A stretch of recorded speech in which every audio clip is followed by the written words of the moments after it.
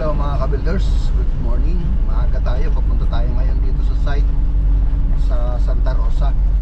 So ayan ang mga ka-builders, andito na tayo sa site at dala na natin yung ibang mga materialis katulad nitong hamba, yung soaring jack, yung mga metal stud. Gawa nga po ng tayo'y i-slab at saka yung interior ay aayusin na po natin yung partisyon. Ayan. So pati yung mga PVC dala na rin natin. Para na sa ganun po, para dun sa plumbing, so layout, ayun. So ayan mga ka-builders, tara papasukin po natin. So bago nga pala ako tuloy-tuloy na pumasok, ito nga pala ipapakita ko po sa inyo, itong slab na to, tinibag namin, ay medyo alanganin kaya pinatibag nung may-ari, gawa nga nung nag-crack na dahil sa nakikita po ninyo, single matting lang siya at madalang pa. So tara sa loob. So ayan mga ka-builders, dito tayo sa taas. So kung makikita po ninyo, ito, halos na-demolish na namin lahat. Wala na at kami nag-aasintada na sa likod sa extension niya. So yun mga ka-builders. Yung pinaka-extension po niya ay nasa 1.5 lang by 4.8 meters. So, eto siya. Kung makikita po ninyo, ayan, naka-asintada na po ang lahat. Ayun. So, yung magiging bubong nito ay naka-inner gutter. So, ang ginawa namin dito, akyat po tayo. Dito sa labas ay nagpa-plastering na po kami. So, pagkatapos namin mag-plastering dito, sasabayan na po namin ng waterproofing. So, ito po yung elevation nung bubong niya. So, alanganin. Kaya, ang gagawin namin dito, i-incline namin ng bahagya, babaguhin ng bahagya yung bubong, tapos naka-inner gutter. Ayan. So, ito yung para dun sa ventilation. So, sa ano ng Poso Negro, Pasingawan. Tapos ito mangyayari dito mga ka-builders, inner gutter. Tapos ito magpa-plastering na kami dito sa labas. Dahil nga po sa mahirap na ho pagka hindi plinasteringan to, maglilik po doon sa loob. So kaya kailangan naka-plastering po 'yan. Yan. Tapos papahiram po namin ng waterproofing. Ayan. So kung makikita po ninyo, yung dalawa nating tao nakaabang na doon sa halo. Ibibigay ng ating labor. Ayan. So yun mga ka-builders, at ito nga po siya. Ito yung hinahalo. Dito na kami sa taas naghahalo dahil walang space doon sa labas. So ayan nga mga ka-builders. Ayan, nakapag-plastering na kami rito at ganun din doon sa labas. So, ayan mga ka-builders, dito nga pala, pagkatapos namin plasteringan yan, wina-waterproofing pa namin yan.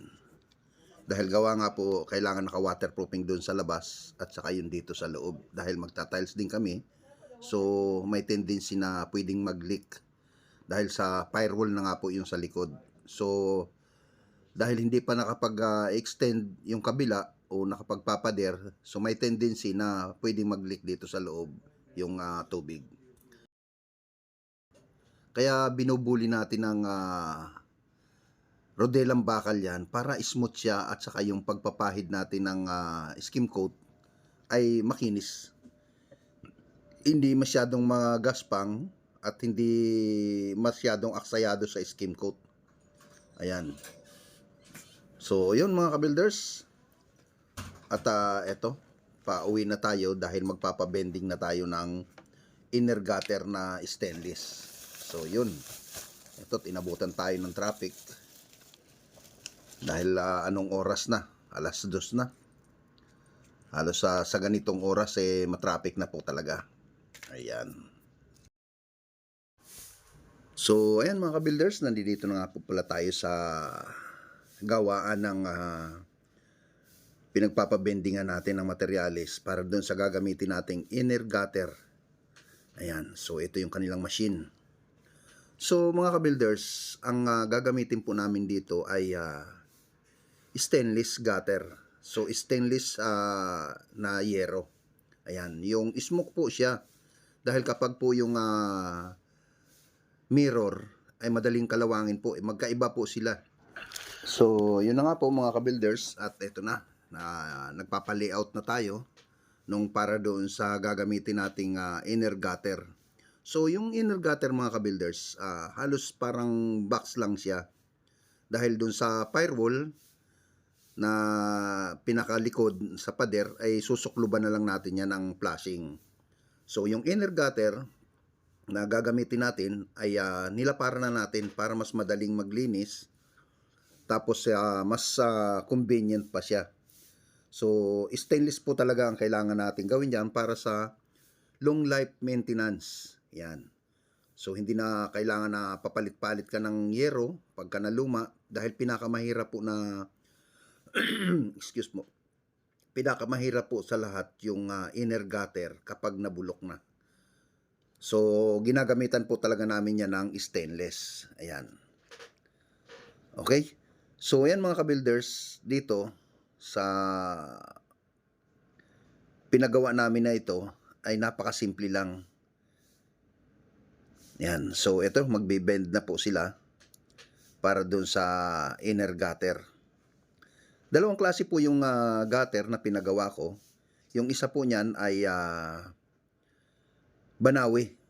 Yung kaya ko tinawag na banawi dahil hagdan-hagdan po siya. Ayan.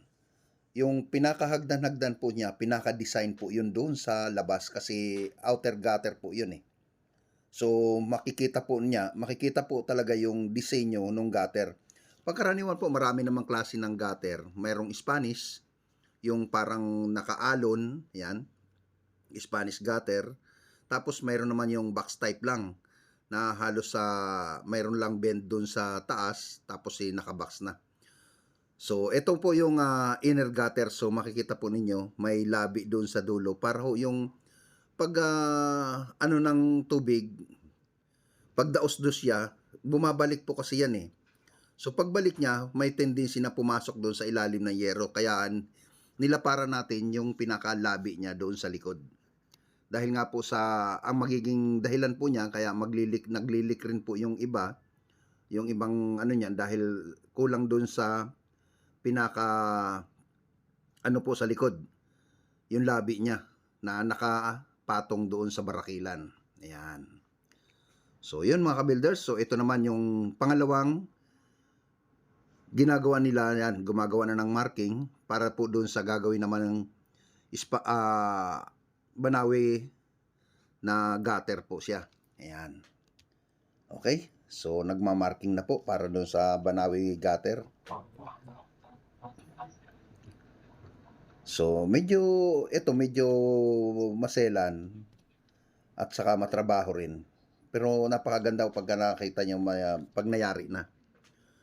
At saka kaya naman po smoke yung ginamit namin dahil po sa hindi siya masyadong nakakasilaw. So ito na nga po siya. Ayan, tapos na po mga ka-builders. Ayan, okay. So abangan nyo mga ka-builders yung pag-i-install namin yan. Hanggang sa susunod po, salamat.